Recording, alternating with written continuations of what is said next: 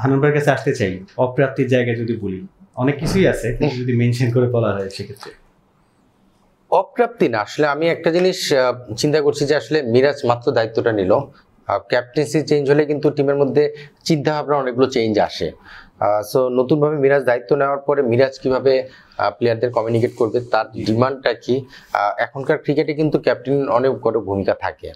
তো স্বাভাবিকভাবে শান্ত যেভাবে চিন্তা করছিল, মিরাজ তো সেমভাবে চিন্তা করবে না, তার মতো করে আবার চিন্তা করবে। সো সেই চিন্তাটার সঙ্গে প্লেয়ারদের ম্যাচ আপ করাটা খুব জরুরি। মিরাজ সেভাবেই ডিল করছে আমি জানি, এবং মিরাজ কিন্তু কালকে প্রেস মিটেও বলেছে যে প্লেয়াররা যেটা খেলতে অভ্যস্ত সেই জায়গাটা সেই ফ্রিডমটা সে দিতে চায়।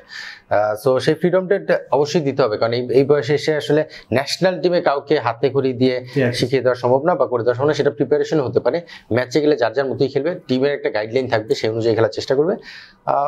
সো এটা অপ্রাপ্তি না, আমার কাছে মানে নতুন একটা শুরু, যে শুরুটার জন্য মিরাজ 1 বছর সময় পাচ্ছে, তাকে 1 বছরের জন্য দায়িত্ব দেওয়া হয়েছে। সেটাই। আর আমার মনে হয় যে আমি প্রাপ্তির জায়গাটাই সবসময় খুঁজি। প্রাপ্তি বলতে এখানে পজিটিভ ওয়েতে প্রাপ্তি, যেটা বললো দুজন প্লেয়ারের কথা মেনশন করলো।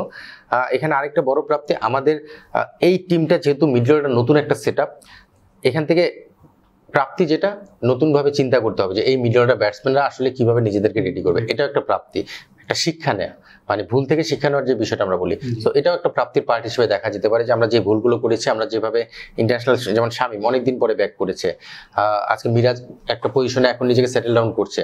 সো এই জায়গাগুলোতে কিভাবে খেলতে হবে সেই জায়গাটা মনে হয় একটা ভালো শিক্ষা হয়েছে। সেই শিক্ষাটা থেকে আমার মনে হয় যে নিজেদেরকে ওভার করার চেষ্টা করবে। সো এইভাবেও চিন্তা করা যেতে পারে।